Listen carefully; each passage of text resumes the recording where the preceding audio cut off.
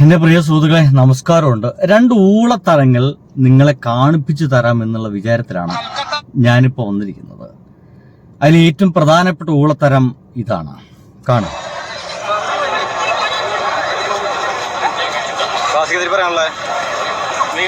സംസാരിച്ചുകൊണ്ട് ഒരു തൃശ്ശൂർക്കാരനെ ഇല്ലാണ്ടാക്കിയിരിക്കുകയാണ് മാധ്യമങ്ങളെല്ലാം കൂടിയിട്ട്.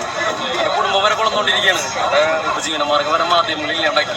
ഈ തൃശ്ശൂർ പൂരത്തിന് മാധ്യമങ്ങൾക്കെതിരെയുള്ള ഒരു പ്രതിഷേധം ഒരു തൃശ്ശൂർക്കാരൻ്റെ അല്ല, ഒരുപാട് തൃശ്ശൂർക്കാരുടെ പ്രതിഷേധമാണ്.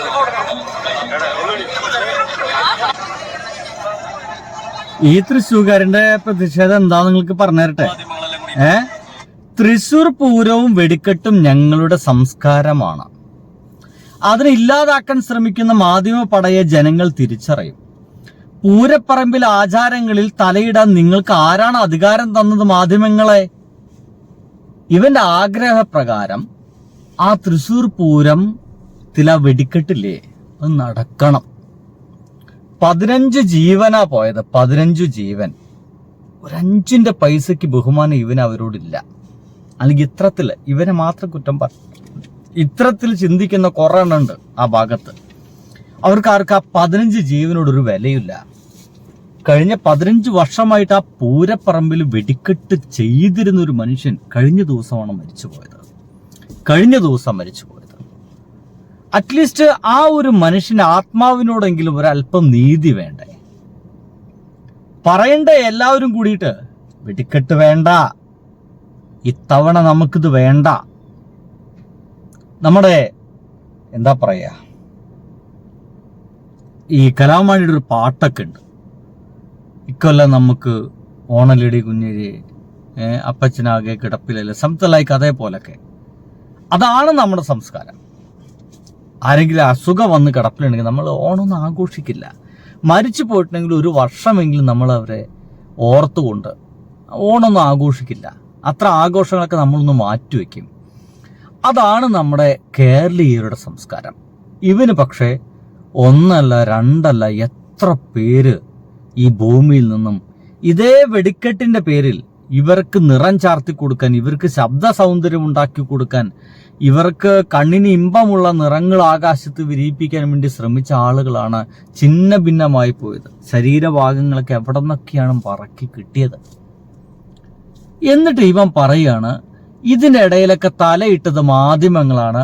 അങ്ങനെ അല്ലെങ്കിൽ ഇത്തരത്തിലുള്ള ആളുകളൊക്കെ പറയുന്നത് അങ്ങനെ ഇവിടുത്തെ പൂരത്തിലെ ഈ പല ആചാരങ്ങൾ നിർത്തലാക്കപ്പെടേണ്ടി വന്നതാണ് എന്ന്. എല്ലാ ആചാരവും കാലത്തിനനുസരിച്ച് മാറിയൊക്കെയുള്ളൂന്നേ. ആചാരമാണെന്ന് വിചാരിച്ച് നമുക്ക് പലതിനെയും കെട്ടിപ്പിടിച്ചിരിക്കാൻ കഴിയില്ല, നടക്കില്ല. മാറുന്ന കാലത്തിനനുസരിച്ച് മാറിയിട്ടില്ലെങ്കിൽ ആചാരങ്ങളൊക്കെ പ്രാകൃതമാകും എന്നുള്ളതാണ്. പ്രാകൃതമാകും. നമ്മുടെ നാട്ടിൽ ഈ ശരീരത്തിന്റെ ഈ തൊലിമ ഇങ്ങനെ കൊളത്തിട്ട് കൊണ്ടുപോകുന്ന പരിപാടി ഉണ്ടായിരുന്നു. നിർത്തിയില്ലേ? പ്രാകൃതമല്ലായിരുന്നോ? അല്ലേ? അങ്ങനെ എന്തോരം ആചാരങ്ങളായിട്ട് നിലനിന്നിരുന്ന കാര്യങ്ങളാണ് നമ്മുടെ നാട്ടിലുണ്ടായിരുന്നത്. പലതും നിർത്തിയില്ലേ? പലതും നിന്നില്ലേ? അപ്പൊ പലതിനും മാറ്റം വരേണ്ടതൊക്കെ നമ്മൾ മനുഷ്യര് പുരോഗമിക്കും തോറും ഈ പ്രാകൃത സംസ്കാരത്തിൽ നമുക്ക് മാറിയൊക്കുക എന്നുള്ളതാണ്. അതല്ലാതെ വെടിക്കെട്ടൊക്കെ ഞങ്ങളുടെ സംസ്കാരമാണ്. എന്ന് മുതൽ ഈ വെടിക്കെട്ട്, ഈ വെടിമരുന്ന് കണ്ടെത്തിയത് പോലും നമ്മുടെ നാട്ടിലല്ല, അങ്ങ് ചൈനയിലാണ്. പിന്നെ എന്നാ നമ്മുടെ സംസ്കാരമായിട്ട് ഇതൊക്കെ മാറി എന്നൊക്കെ പറഞ്ഞ എന്ത് തമാശയാണ്. എന്ന് മുതലാണ് ഈ വെടിക്കെട്ടൊക്കെ തുടങ്ങി? അതൊന്നും ആലോചിച്ച് നോക്കി. എന്ന് മുതലാ തുടങ്ങി? ഇതൊക്കെ പറഞ്ഞു കഴിഞ്ഞാൽ കുറേ പറയേണ്ടി വരും. പക്ഷേ ഇതിന്റെ കമന്റ് കൂടി നമുക്ക് നോക്കിക്കഴിഞ്ഞാൽ, നോക്കിക്കോളൂ. ഒരു ഹാഷിം വൈറ്റ് മിറർ എഴുതിയിരിക്കുന്നത്, നമ്മൾ മിണ്ടിയാൽ ഇവന്മാരത് വേറെ തരത്തിലെടുക്കും, മിണ്ടാതിരിക്കാം. സംസ്കാരം ശരിയാണ്, പക്ഷേ നമ്മുടെ കുടുംബത്തിൽ ഒരാൾ മരിച്ചാൽ നമ്മൾ എന്ത് ആഘോഷമാണെങ്കിലും മാറ്റിവെക്കും. ഇത്ര അധികം ആളുകൾ മരിച്ചിട്ടും അവർക്കൊക്കെ ഒരു വിലയും കൊടുക്കാതെ എന്ത് പൂരം. ഇനി വെടിക്കെട്ടുകാരോടാണ്, ഇവർക്ക് നിറം ഉണ്ടാക്കി കൊടുക്കാൻ, ശബ്ദം ഉണ്ടാക്കി കൊടുക്കാൻ അധ്വാനിക്കുന്ന ആളുകളോടാണ്. നിങ്ങളോടുള്ള ബഹുമാനാണ് ഈ കാണുന്നത് കേട്ടോ. നിങ്ങൾ മരിച്ചുപോയ ഇവർക്കൊക്കെ പട്ടിയുടെ വിലയാ. ഇത്തരം ആളുകൾക്കൊക്കെ പട്ടിയുടെ വിലയാ. ഞാൻ ഈ പൂരപ്രേമിയല്ല, ഞാൻ പൂരങ്ങൾക്കൊന്നും പോവാറില്ല. തൃശ്ശൂർ പൂരത്തിന് തീരെയും പോവില്ല. രണ്ട് തരം പ്രശ്നമാണ്, ഒന്ന് വെടിക്കെട്ടാണ്, ഒന്ന് ആനയാണ്. രണ്ടും എനിക്ക് പ്രശ്നമാണ്. ആന എന്ന് പറയുന്ന പാവം ജീവിയെ പീഡിപ്പിച്ച് അവിടെ കൊണ്ടു നിർത്തിയിട്ട് എന്ത് സൗന്ദര്യമാണ് ഇവന്മാര് കാണുന്നത് വെച്ച് എനിക്കത് മനസ്സിലാവാറില്ല. എന്റെ പ്രശ്നമായിരിക്കാം, വിട്ടേക്കും. അറ്റ്ലീസ്റ്റ് ആ മരിച്ചു പോയവരോട് ഒരല്പം മമത, ആ ഒരു ആത്മാക്കളോടുള്ള ഒരു അല്പം സ്നേഹത്തിന്റെ പുറത്തെങ്കിലും ഇത്തരത്തിലുള്ള ബോർഡുകളും മറ്റൊക്കെ ഉയർത്തുന്ന ഒഴിവാക്കിക്കൂടെ എന്നുള്ളതാണ് എനിക്ക് ചോദിക്കാനുള്ളത്. സംഗതി അവിടെ കിടക്കട്ടെ. ഇനി അത് കൂടുതൽ പറഞ്ഞു കഴിഞ്ഞാൽ നമ്മൾ വേറെ നിലക്കാക്കും. രണ്ടാമത്തത് ഇതാണ് കണ്ടത്.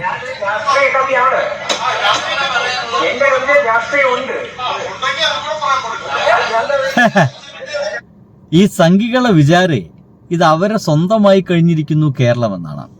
കുരീപ്പുഴ ശ്രീകുമാർ പത്തനംതിട്ട നഗരസഭയിൽ എന്തൊരു അവാർഡ് ദാനത്തിന്റെ ഭാഗമായിട്ട് വന്ന് അദ്ദേഹം സംസാരിച്ചു കൊണ്ടിരിക്കുകയായിരുന്നു. അതിൻ്റെ ഇടയ്ക്ക് ഈ സംഘികൾ കയറി ഇടപെട്ടു. എന്നിട്ട് പറയണ രാഷ്ട്രീയം സംസാരിക്കാൻ പാടില്ല എന്ന്. ഇതെന്താ ഇവന്മാരാണോ തീരുമാനിക്കുന്നത്? ഇവന്മാർ തീരുമാനിക്കുന്ന ഇവന്മാർക്ക് എന്താ നമ്മുടെ കേരളം തീരെഴുതി കൊടുത്തിട്ടുണ്ടോ? ഇതാണ് ഞാൻ രണ്ടാമത് പറഞ്ഞ വങ്കത്തരം എന്ന് പറയുന്നത്. കേൾക്ക്.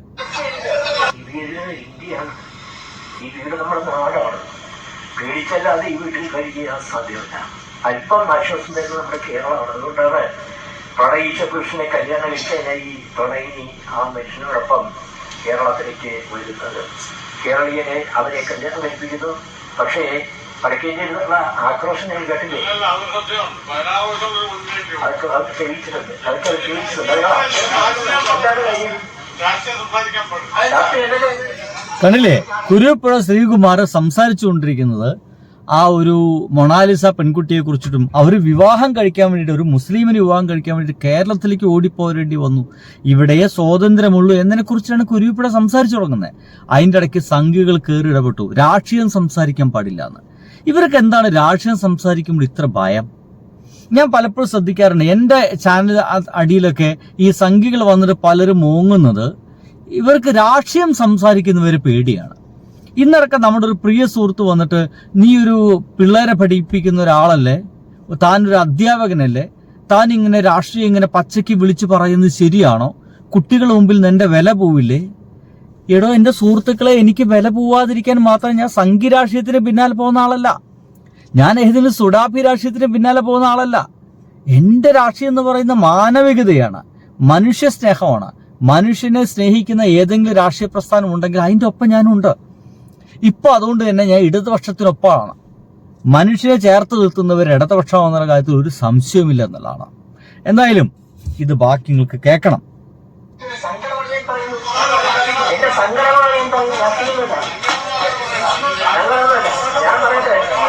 എന്നിട്ട് എന്താണെന്നറിയോ, അവിടെ നിന്ന് വടക്കിൽ നിന്നുള്ള ഒരു 10 കേട്ടോ, പത്തനംതിട്ടയില്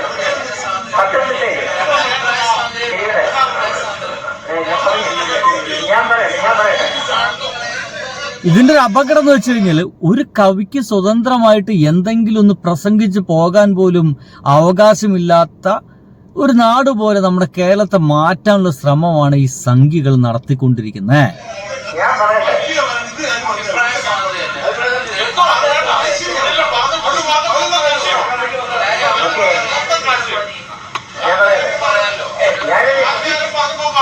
ഞാൻ രാഷ്ട്രീയ കവിയാണ്. എന്റെ കവിത രാഷ്ട്രീയം ഉണ്ട്. എങ്ങനെയുണ്ട്? രാഷ്ട്രീയം ഉണ്ടെങ്കിൽ അത് ഇവിടെ പറയാൻ പാടില്ലെന്ന്. ഓന്റെ വീട്ടിൽ കയറിയിട്ടാണല്ലോ ഈ രാഷ്ട്രീയം പറഞ്ഞുകൊണ്ടിരിക്കുന്നത്. അങ്ങനത്തെ രസമുണ്ട്.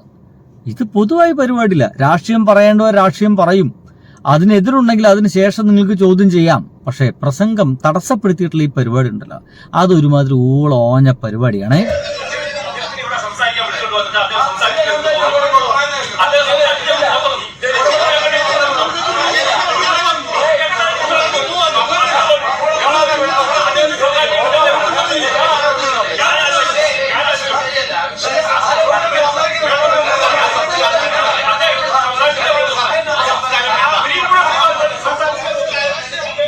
കണ്ടില്ലേ? കുരുപ്പുഴ ശ്രീകുമാർ സംസാരിക്കാൻ പാടില്ല, അതിൽ ഗംഭീരാണ്.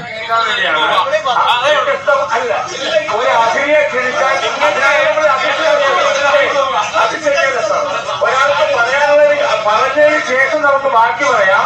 അതല്ലാതെ നമ്മൾ പറയേണ്ടതെന്ന് പറയാൻ പറ്റില്ല. പറയേണ്ടതെന്ന് നിങ്ങൾ പറഞ്ഞാൽ നിങ്ങൾ അങ്ങനെ പറയേണ്ടത് പിന്നീട് പറഞ്ഞാലോ അത് ശരിയാവില്ല. ഇവിടെ നമ്മൾ വിളിച്ച ആള് പറയേണ്ട പോളി പറയേണ്ടത് നിങ്ങൾ പറഞ്ഞു കഴിഞ്ഞ് നിങ്ങൾ സംസാരിക്കുമ്പോൾ ഞങ്ങളും പറയേണ്ടതെന്ന് പറഞ്ഞ് നിങ്ങൾ എന്ത് ചെയ്യുമെന്നാ ചോദിക്കുന്നേ. എൻ്റെ പൊന്നു സുഹൃത്തുക്കളെ, സംഘികളുടെ ഒരു സ്വഭാവങ്ങൾക്ക് ഏകദേശമൊക്കെ മനസ്സിലായില്ലേ? സ്വതന്ത്രമായി എന്തെങ്കിലും സംസാരിക്കുന്ന വരുന്നവരെ പോലും നിശബ്ദരാക്കാനുള്ള ശ്രമമാണ്.